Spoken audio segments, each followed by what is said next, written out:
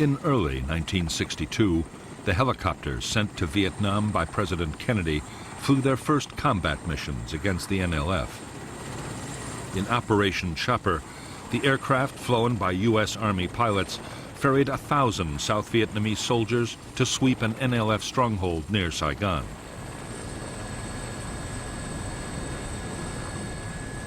It was the beginning of a whole new phase of the conflict.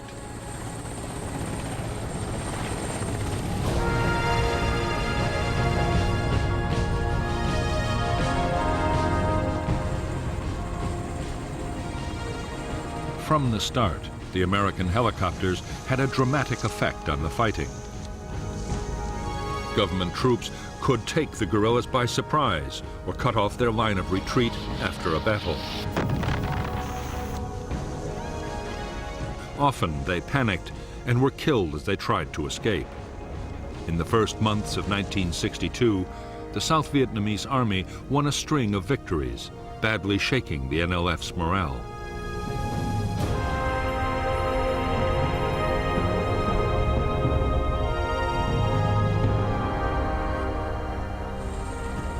Using helicopters for offensive operations called for a whole new set of tactics.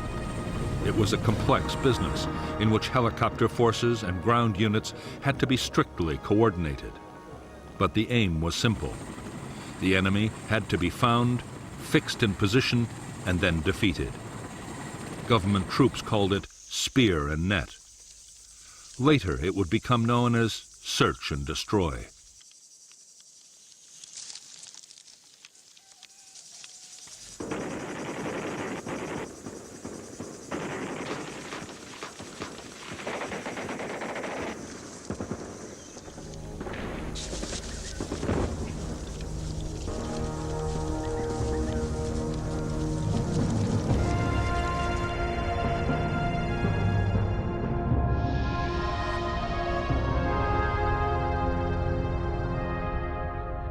A search and destroy operation usually began with intelligence locating an NLF unit. The task then was to place forces to cut off the enemy's retreat. If there was a river nearby, South Vietnamese gunboats were deployed in blocking positions. Infantry on foot and in armored personnel carriers were moved in overland. Meanwhile, American helicopters loaded up with government troops rendezvoused with their escort of ground attack aircraft. After bombing or artillery strikes, the airborne infantry landed and advanced towards the enemy, acting as the offensive spear. Trapped by the net of blocking forces, the Viet Cong would be forced to do battle and be destroyed by vastly superior firepower, or so the theory went.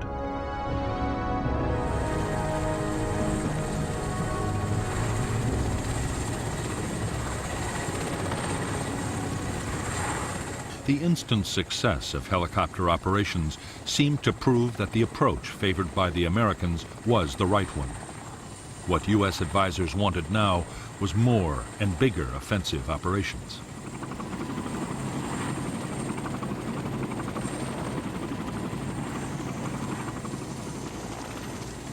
The greatest need was for more helicopters, and the Americans quickly provided them. A series of government victories followed, and soon it looked as if the South Vietnamese army might, in the not-too-distant future, actually defeat the guerrillas.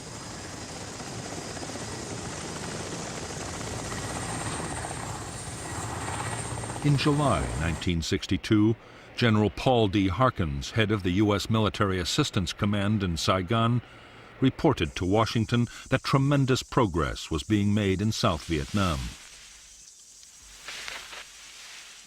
It was just what President Kennedy wanted to hear, and in the White House there was a deep sense of relief. They hoped they could bring home all U.S. military personnel by the end of 1965.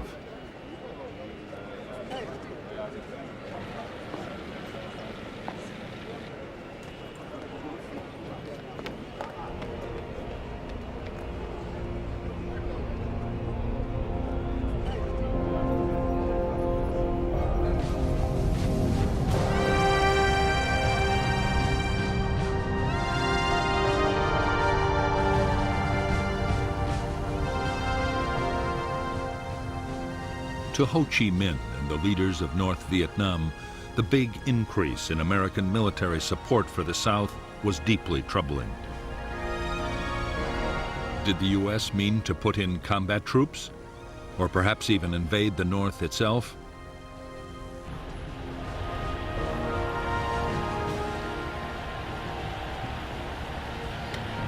They appealed to the Chinese leader Mao Zedong for help.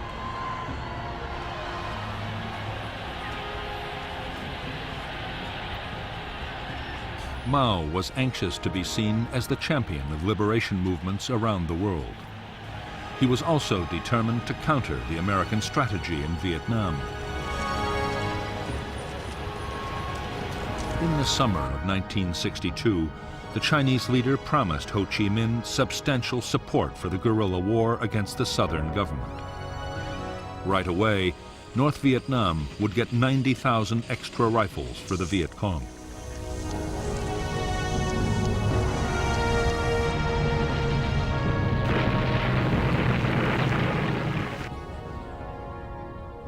As yet, the Americans knew nothing of the Chinese decision to back the war. They were still highly optimistic.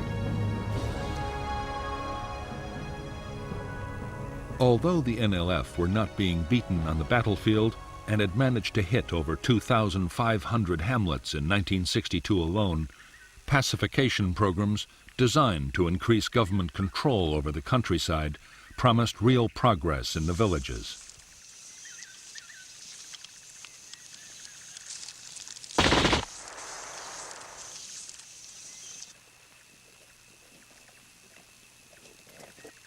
In a program coordinated by the Central Intelligence Agency, U.S. Special Forces were working with Montagnard tribal groups in the Central Highlands of South Vietnam.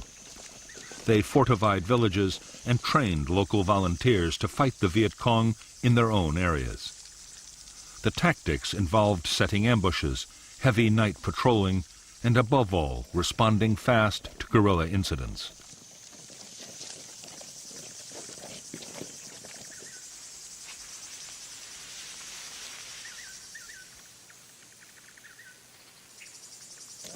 The civilian irregular defense forces created by the American teams were highly effective. The NLF found it increasingly difficult to organize openly amongst the population.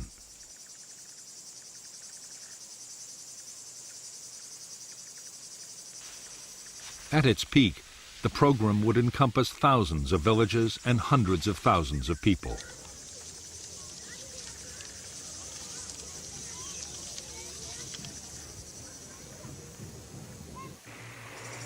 While the effort in the highlands was entirely an American initiative, further south the Saigon government had embarked on its own pacification program.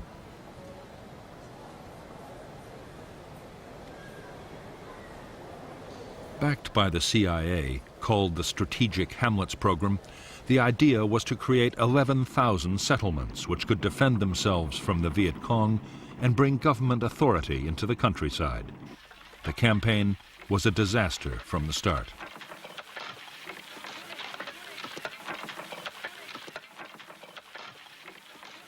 Instead of winning the voluntary cooperation of villagers, the government embarked on a crash program of forced resettlement. Families were moved, sometimes at gunpoint, from their traditional lands and the burial grounds of their ancestors. Funds promised for development were embezzled by corrupt officials.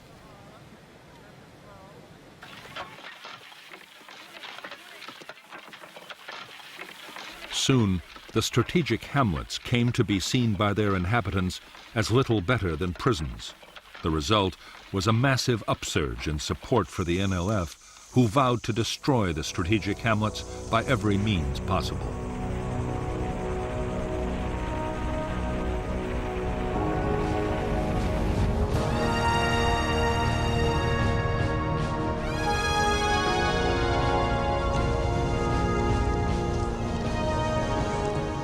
From the first introduction of American helicopters into South Vietnam, NLF tacticians had worked feverishly to develop ways of dealing with the threat. They had learned to mount ambushes with heavy machine guns near the obvious landing zones.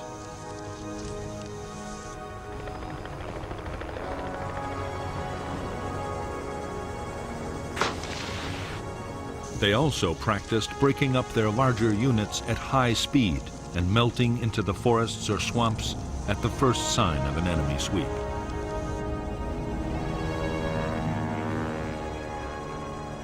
One of the biggest lessons learned by the guerrillas in 1962 was to keep their attacks short. Raids or ambushes were planned to last no more than 15 minutes. The idea was that even with helicopters, government forces would have too little time to react.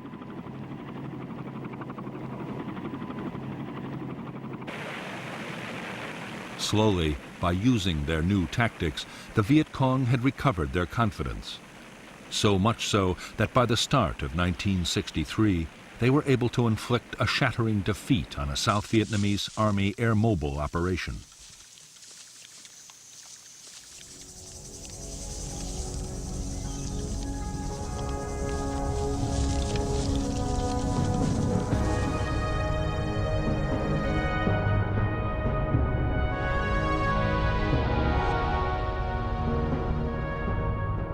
The hamlet of Ap Tan Toi in the Mekong Delta was believed by the South Vietnamese Army to be the location of a Viet Cong headquarters, a radio transmitter, and a small guerrilla force.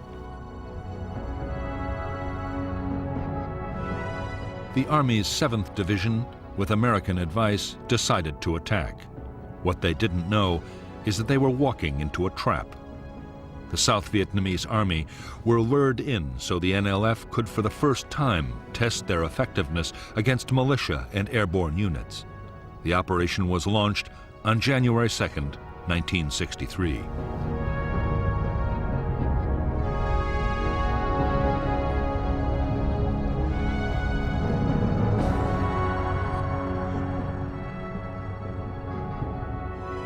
The neighboring hamlets of Ap Tan Toi and Ap Bac were strung out along a raised dike and an irrigation canal.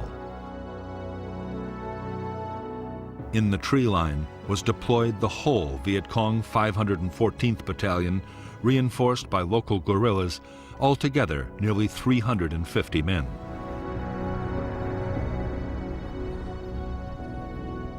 The 11th Regiment of the South Vietnamese Army landed north of Ap Tan Toi and exchanged fire with the Viet Cong. Meanwhile, a civil guard task force pushing from the south ran straight into the Viet Cong at Ap Bac and was stopped in its tracks.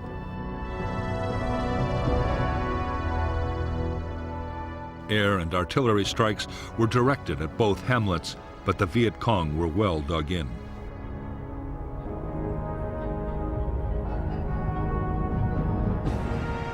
A reserve company of Army troops was landed in transport helicopters to attack Ap Tan Toi. Fire from Ap Bac destroyed 5 aircraft. Next, a company of armored personnel carriers made a disorganized assault on Ap Bac, but was driven off with heavy losses.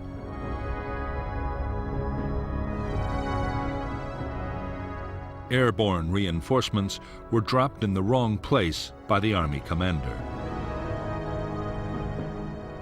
This allowed the Viet Cong to escape and avoided further government casualties.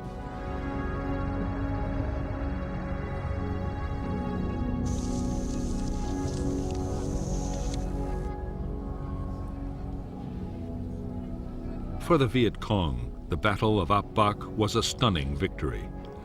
For the first time, they had stood their ground against helicopters and armored vehicles. Almost 400 South Vietnamese troops were killed or wounded. 3 American advisors were also killed, and they had lost only 9 men themselves.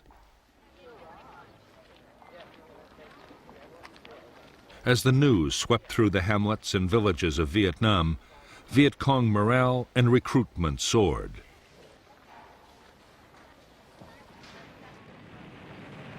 After Ap Bac, the guerrillas sharply accelerated the tempo of their operations. Attacks on strategic hamlets were launched almost every day, and hundreds were overrun. The guerrillas hit isolated government forts, tempting sources of arms and radios.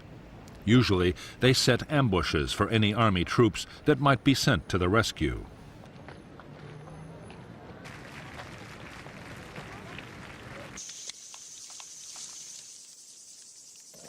The South Vietnamese Army's attempts to find the Viet Cong's big units and make them fight seemed increasingly futile. One major sweep after another failed to find the guerrillas in any numbers.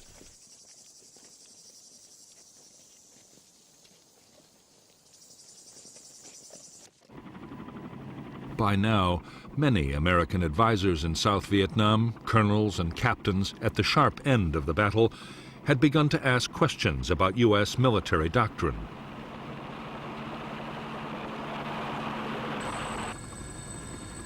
They were training the South Vietnamese to depend on big operations and very heavy firepower. As a result, large numbers of civilians were being killed, which could only increase support for the NLF. And in spite of everything, the guerrillas were usually escaping the net.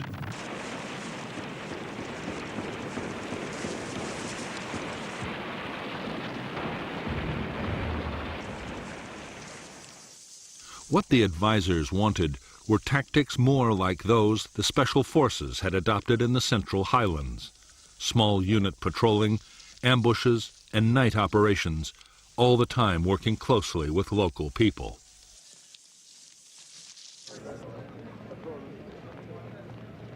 In Washington, the suggestion met with some hostility. As far as the generals were concerned, the job was to find the enemy and destroy him with as much firepower as could be mustered.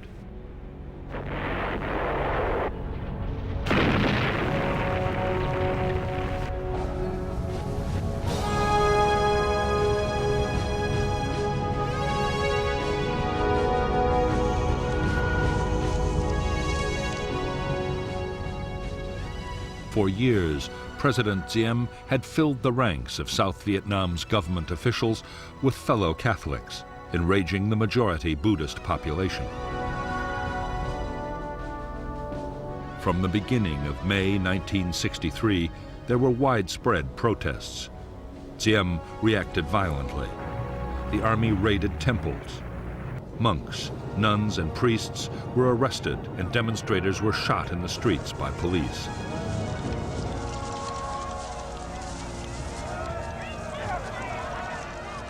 In July, students began their own mass actions in support of the Buddhist cause.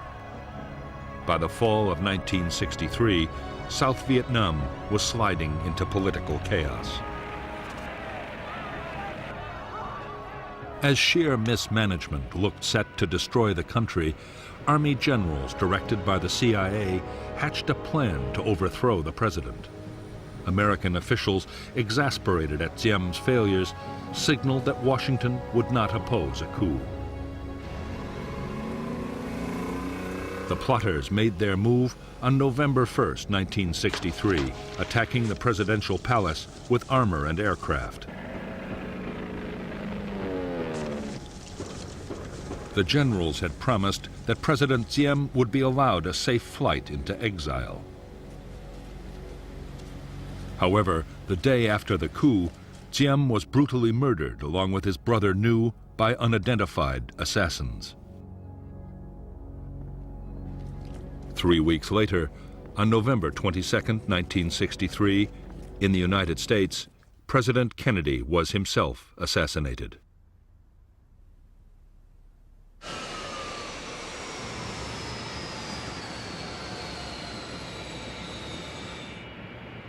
Kennedy's place was taken by his vice president, Lyndon Baines Johnson.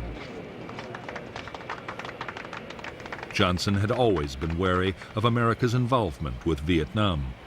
Now he had inherited a strong U.S. commitment to the South.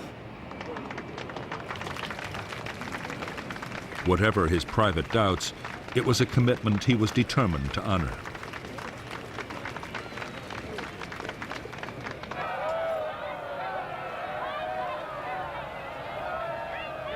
The chaos that had engulfed South Vietnam in the closing months of 1963 was seen in North Vietnam as a golden opportunity.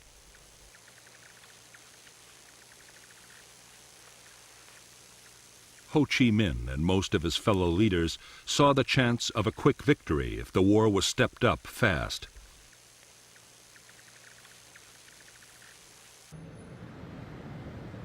Amongst the North's communist backers, the Soviet Union was opposed to any escalation. But the Chinese leader Mao Zedong had promised his support. If the Americans reacted by invading North Vietnam, China would even deploy combat troops to help the defense.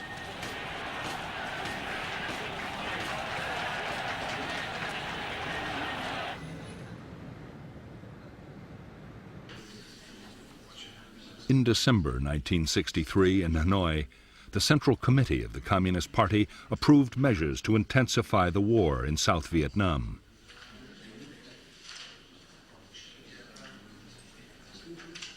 General Giap, the defense minister, had argued for caution, but most of the leadership was against him.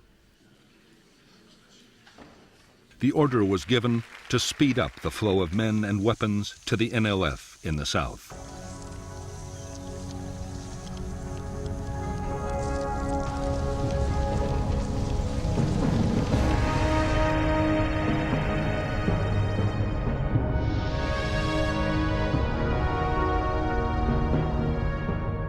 In 1959, a specialized North Vietnamese Army unit, Group 559, had been formed to create a supply route from the north to the Viet Cong in South Vietnam.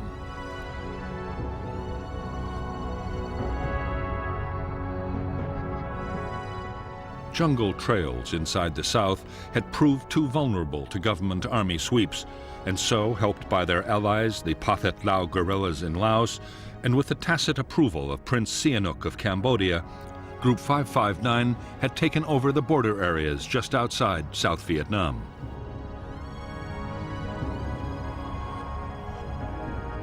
A primitive route was developed, soon known as the Ho Chi Minh Trail, with offshoots into Vietnam along its entire length. By early 1964, the trail was being transformed into a secret jungle highway with depots, air defense, and garrisons of permanent logistics troops.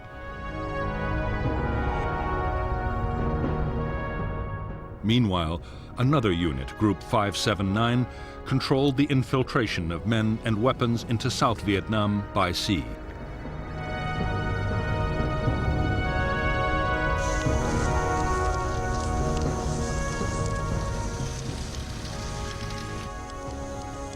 In the first months of 1964, the NLF stepped up their campaign in a concerted effort to push South Vietnam to the edge. With better equipment, leadership, and training, the NLF were now attacking in big units, up to 1,000 men at a time.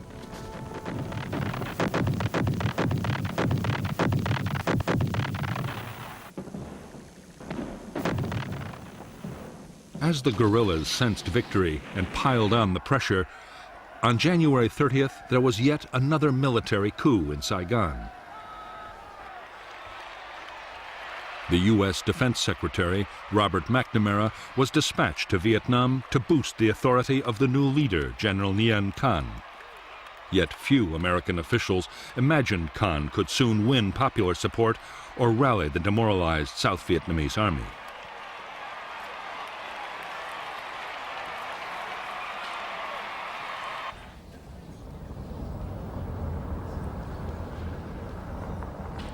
As the crisis in Vietnam deepened, the pressure on President Johnson to take strong action grew almost intolerable. Many of Johnson's political opponents, including the Republican Senator Barry Goldwater, were calling for North Vietnam to be bombed and for U.S. troops to be sent to fight in the South.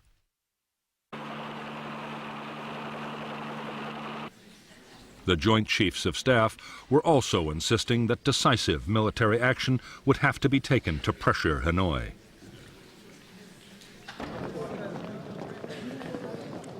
From the start, Johnson doubted that the United States could win a war in Southeast Asia. He also believed that neither Congress nor the American people would approve of open military intervention. However, he did agree to covert actions against North Vietnam, including secret bombing of economic targets and villages along the Laotian border.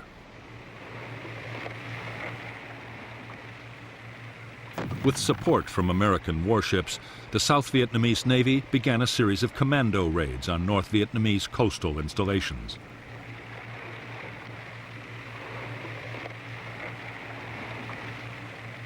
It was one such operation in August 1964 that would set the stage for a dramatic clash between U.S. and North Vietnamese naval forces. In the Gulf of Tonkin, the simmering conflict between the United States and Hanoi was sent spiraling towards outright war.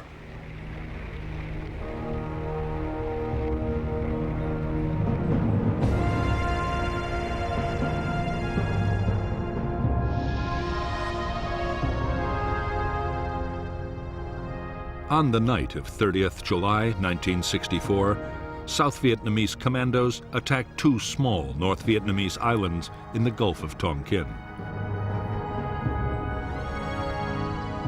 The U.S. destroyer Maddox, an electronic spy ship, was 123 miles south with orders to electronically simulate an air attack to draw North Vietnamese boats away from the commandos.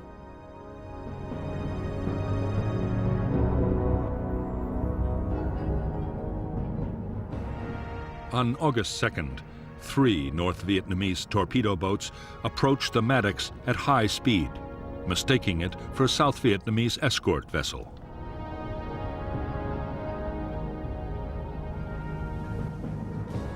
In the engagement that followed, the Maddox sank one of the craft and air support planes damaged the others.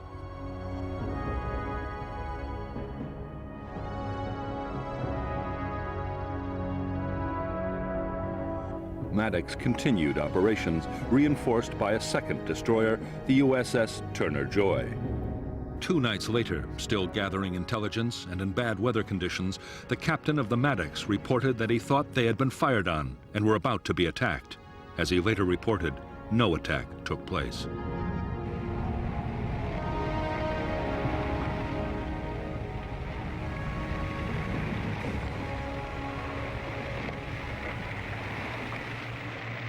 The possibility that the second attack had been imagined by tense sailors in the poor weather conditions was considered and rejected in the White House.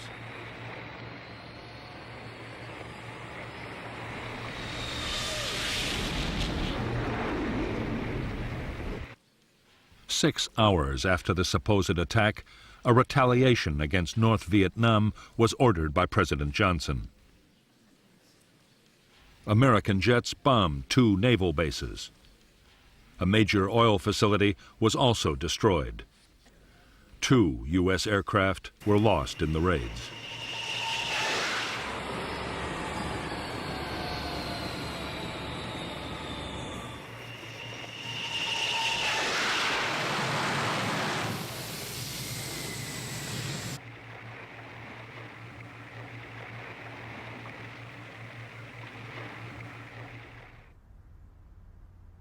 Within hours of the American airstrikes, the Chinese Premier Chou En-lai was calling on the Vietnamese to prepare to fight back. Chinese air units on the Vietnam border were heavily reinforced.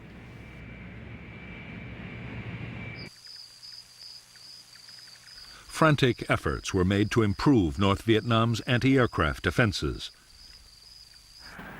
At the same time, jets of the fledgling North Vietnamese Air Force returned to Vietnam from their training base in China.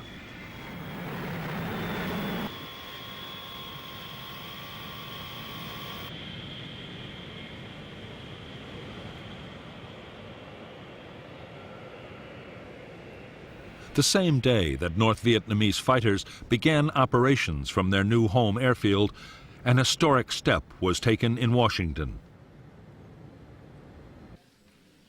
On August 7, 1964, the U.S. Congress passed the Tonkin Gulf Resolution. It gave President Johnson the freedom to take whatever actions he thought necessary to defend Southeast Asia. Johnson now had the power to use military force in Vietnam in almost any way he chose.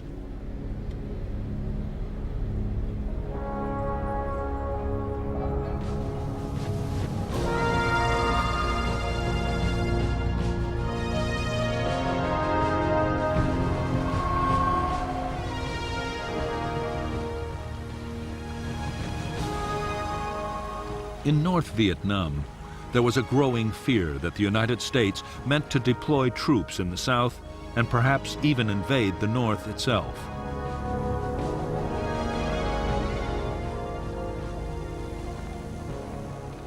The U.S. might also decide to bomb North Vietnam into the ground. Communist leaders could only hope that fear of China would make the enemy hesitate before taking any drastic steps.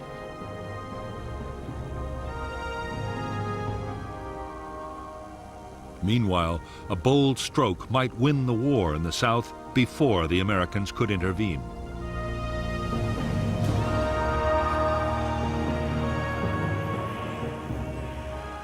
The plan was that the North Vietnamese army should be sent to fight in the South. Supplying them would be no easy task, but their well-trained and heavily armed regiments just might tip the balance. The aim was to topple the weakened South Vietnamese state within little more than a year.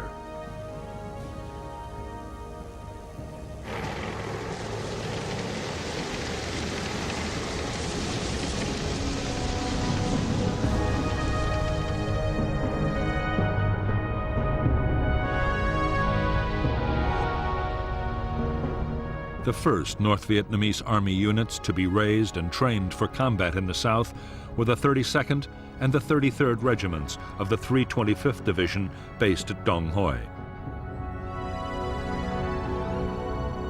The 66th Regiment of the 304th would follow next. The plan was that starting in October, the troops would march for 6 weeks down the Ho Chi Minh Trail and enter South Vietnam's central highlands in early 1965.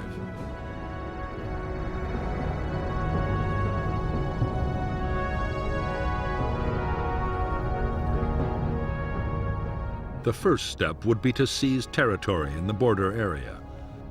At the same time, the Viet Cong would take over the coastal provinces of Quang Ngai and Binh Dinh. The NVA would then advance along the line of Highway 19 between Pleiku and Quy Nhon, splitting South Vietnam in two. Meanwhile, the Viet Cong would mount big attacks in the Mekong Delta and around Saigon. Victories there would open the way for a general offensive and trigger the popular uprising which would sweep away the Saigon government.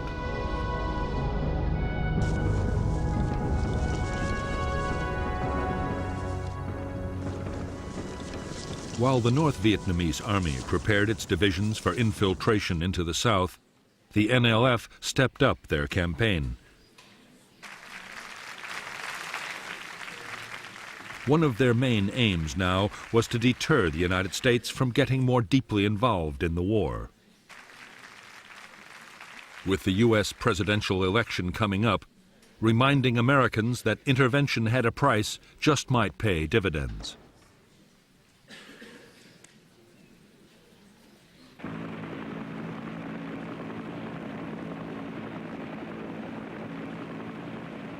On November 1st, 1964, only 2 days before the election, Ben Hoa Air Base near Saigon was blasted by Viet Cong mortars. 4 Americans were killed and 76 wounded. 5 B-57 bombers were destroyed and 15 damaged.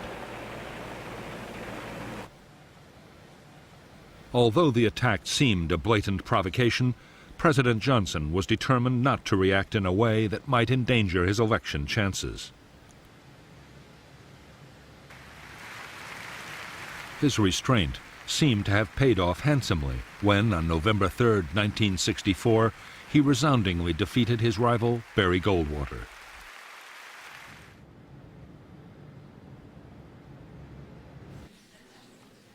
By now, Johnson's advisors feared that South Vietnam could be on the brink of collapse. From January 1st, 1965, through to February 7th, 1965, the Viet Cong mounted a series of coordinated attacks across the country.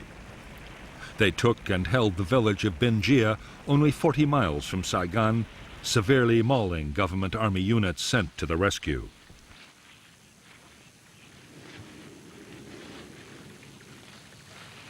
Altogether, 200 government troops were killed near Binh Gia, along with 5 American advisors. The battle culminated in a devastating ambush that almost wiped out a relief column of elite South Vietnamese Army Rangers.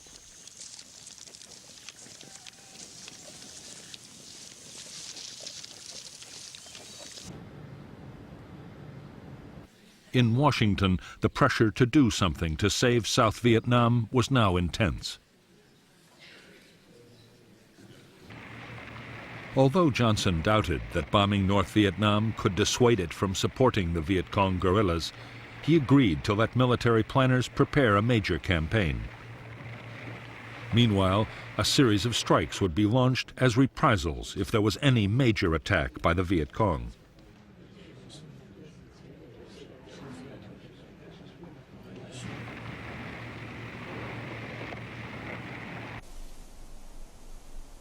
The provocation came on February 7, 1965. A U.S. helicopter base and advisory compound in the central highlands of South Vietnam was attacked by NLF commandos. 9 Americans were killed and more than 76 were wounded. Johnson ordered immediate retaliation, and U.S. Navy fighter bombers were launched to attack military targets just inside North Vietnam.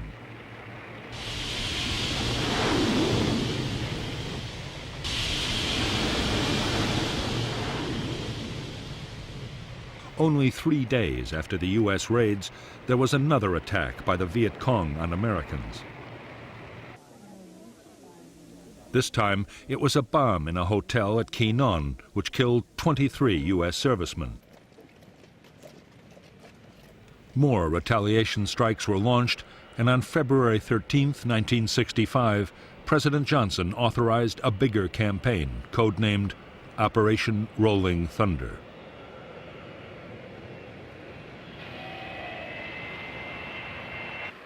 Rolling Thunder was to be a limited but long-lasting offensive. Its aim was to force North Vietnam to stop supporting the guerrillas in the south.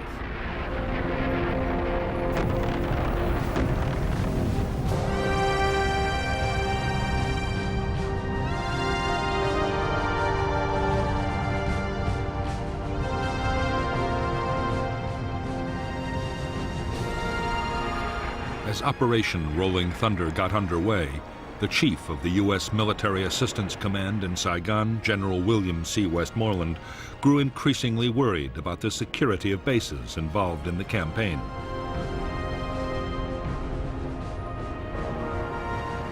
Da Nang, sited in a largely hostile area and guarded by a small Vietnamese army unit, was particularly vulnerable to Viet Cong attack. Westmoreland asked for 2 battalions of U.S. Marines, 3,500 men, to be deployed around the base.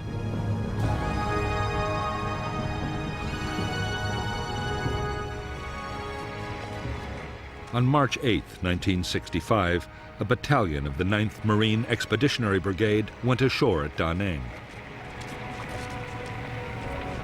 The 2nd Battalion would arrive later by air. The Marines' mission was to be strictly confined to defending the Da Nang base.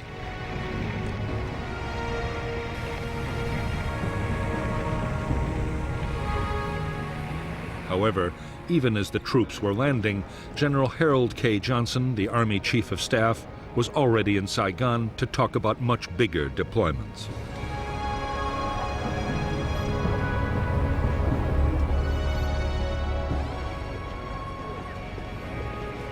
General Johnson had been appointed by the president his special representative.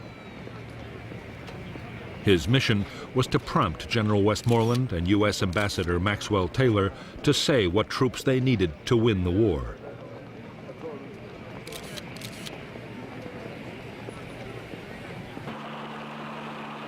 In fact, General Johnson and his fellow commanders on the Joint Chiefs of Staff already had a clear idea of the forces they wanted for Vietnam.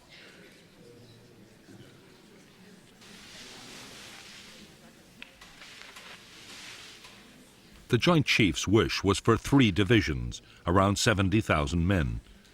That was the number called for in their defense plan for Southeast Asia, Operation Plan 32.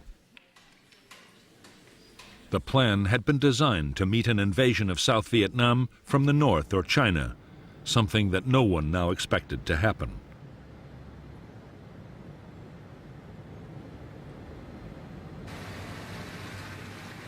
However, as part of the plan, airfields, communications, and other facilities had already been put in place. Now, large numbers of troops could be deployed as soon as the President gave the order.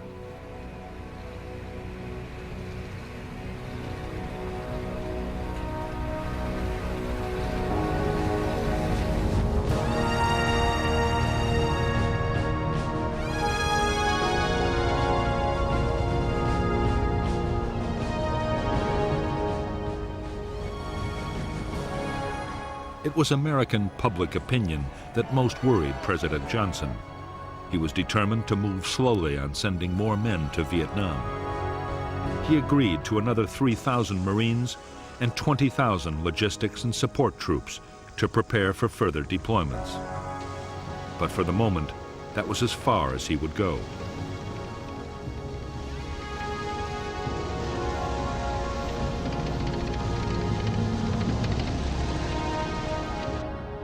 On April 7, 1965, at Johns Hopkins University, President Johnson offered economic aid to North Vietnam in exchange for peace. His offer was brusquely rejected by the North Vietnamese government.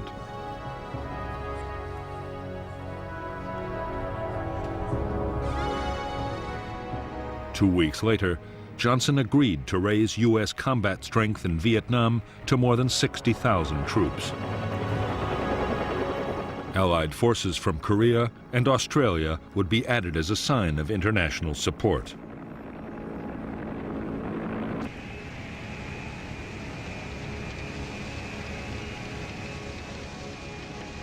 There were restrictions on how the U.S. commander in Vietnam, General Westmoreland, would be able to use the troops he had been given. They were to operate only inside clearly defined enclaves around their bases.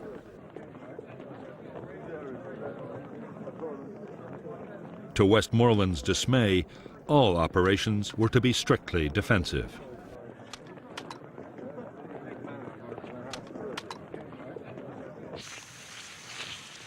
The American policy of defending enclaves would soon be severely tested by the Viet Cong. The guerrillas were planning to unleash a massive offensive. The campaign was designed to inflict the final blows on the tottering South Vietnamese state.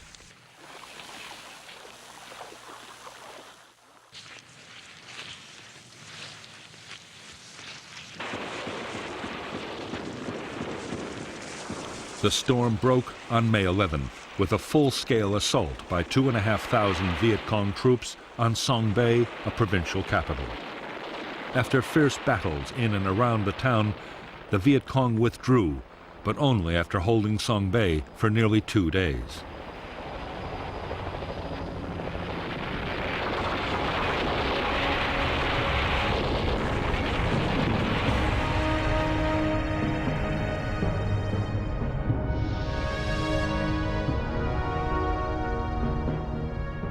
The Viet Cong assault on Song Bay was followed by a series of attacks to within a few miles of Saigon. Meanwhile, in the Central Highlands, U.S. intelligence had detected all the elements of the North Vietnamese Army's 325th Division and signs that the 304th was on its way.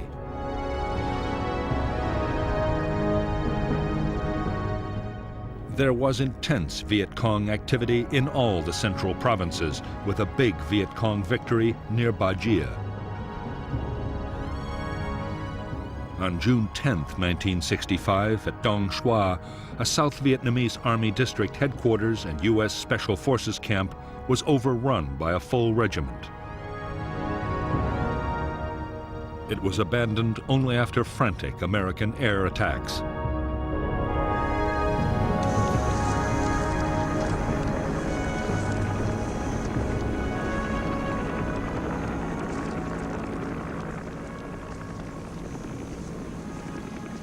The sheer scale of the Viet Cong's new offensive had far surpassed anything that either the South Vietnamese Army or the Americans had anticipated.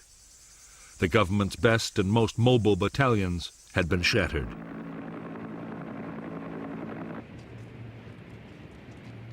The disaster was followed by political upheaval. A faction of young military officers installed Air Vice Marshal Key as Prime Minister and General Nguyen Van Thieu as President, openly restoring military government.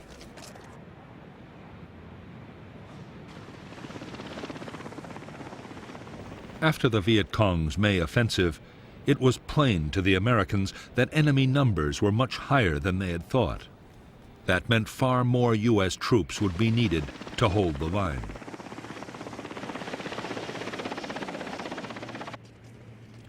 Estimates of just how many kept rising until on June 7, 1965, General Westmoreland asked Washington for 200,000 men.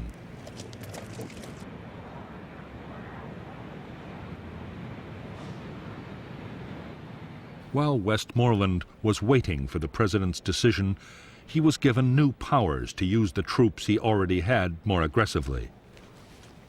He would no longer have to confine his men to defensive enclaves, but could go out and attack the enemy.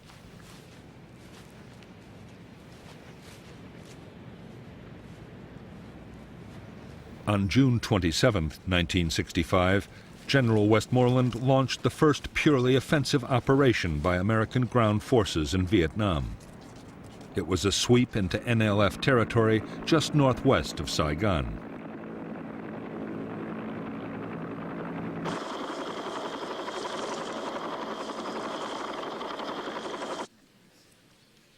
A month after the start of offensive operations, President Johnson announced that more troops would be sent to Vietnam. He was still playing down the scale of the commitment, but had already decided to deploy the 200,000 men he had been asked for.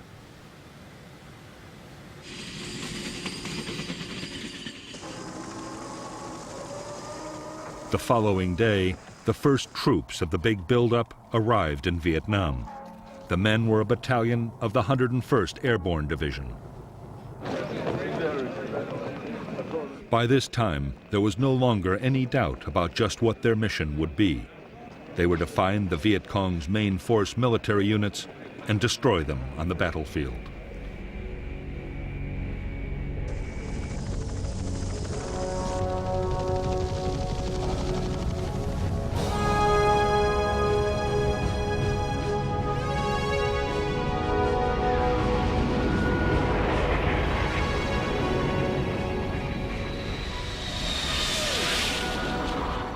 As the buildup of American forces in Vietnam went on, the chances they would be attacked grew by the day. On August 5th, NLF sappers penetrated an oil storage depot near Da Nang and blew up 2 million gallons of fuel. There had been sniping and mortar attacks too, but the real fear was of a large-scale infantry assault overrunning an American installation.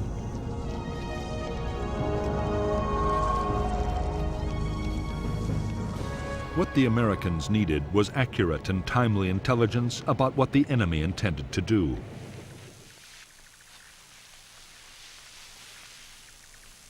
It came when a deserter from the 1st Viet Cong Regiment, a force nearly 2,000 strong, told his captors that his unit was planning to hit the Marine base at Chu Lai.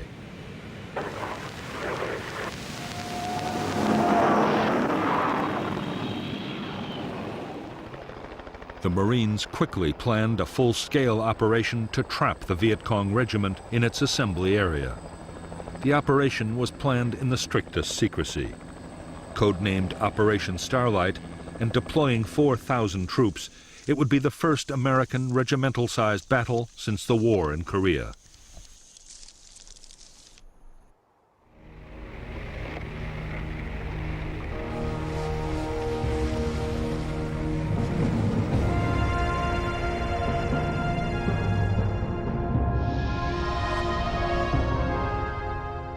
The Marine base at Chu Lai was 15 miles from the village complex of Van Tuong. Between the Tra Bong River, the elevation known as Hill 43, and the Phuoc Tuan Peninsula was a fortified Viet Cong base area. There, the 1st Viet Cong Regiment, made up of the 60th and 80th Battalions, had assembled for the attack on Chu Lai. On August 17, 1965, Company M of the 3rd Battalion, 3rd Marines, took up a blocking position on the Tra Bong River. Next morning, the rest of the battalion made an amphibious landing, while 3 more companies were inserted at landing zones Red, White, and Blue. The Marines pushed on from LZ's Red and White, but around Hill 43, near LZ Blue, the entire Viet Cong 60th Battalion was dug in, and there was a fierce battle before the hill was taken.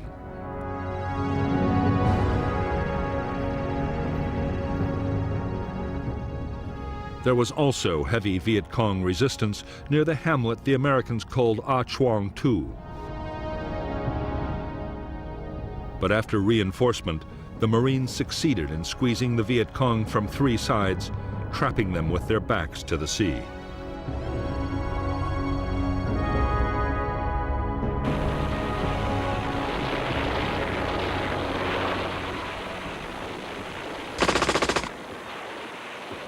In Operation Starlight, it was the early battles that proved the heaviest. The first 2 companies in action took almost 1/3 casualties. 29 were dead and many wounded, but the Marines had claimed nearly 300 Viet Cong killed.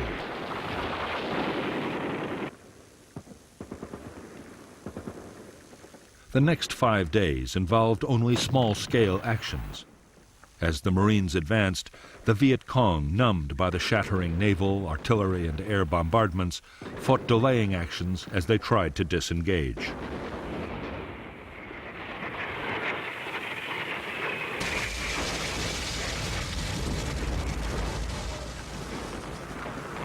In support of the attacking infantry, Marine guns at the Chu Lai base alone fired over 3,000 rounds.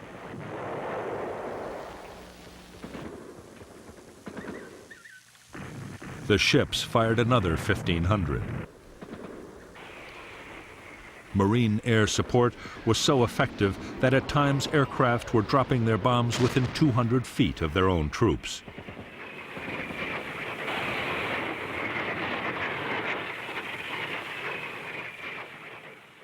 At the end of the operation, nearly 700 Viet Cong were claimed as dead.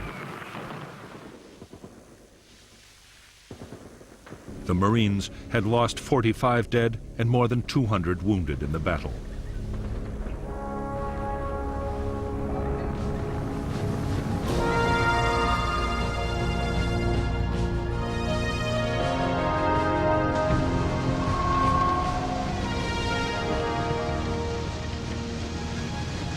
For the United States Marines, Operation Starlight had been a resounding victory.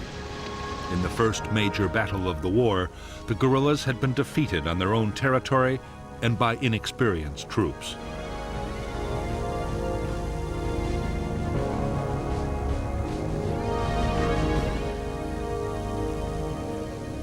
The classic U.S. military doctrine had worked exactly as it was supposed to. The enemy had been found, fixed in position, and then destroyed with massive firepower.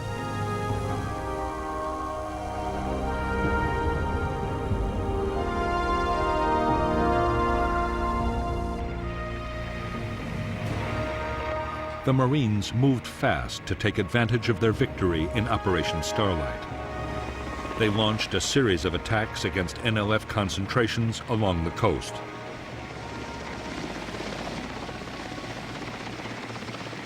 Meanwhile, General Westmoreland's attention shifted to the Central Highlands. There, the threat was posed not by the Viet Cong guerrillas, but by the newly arrived troops of the North Vietnamese Army.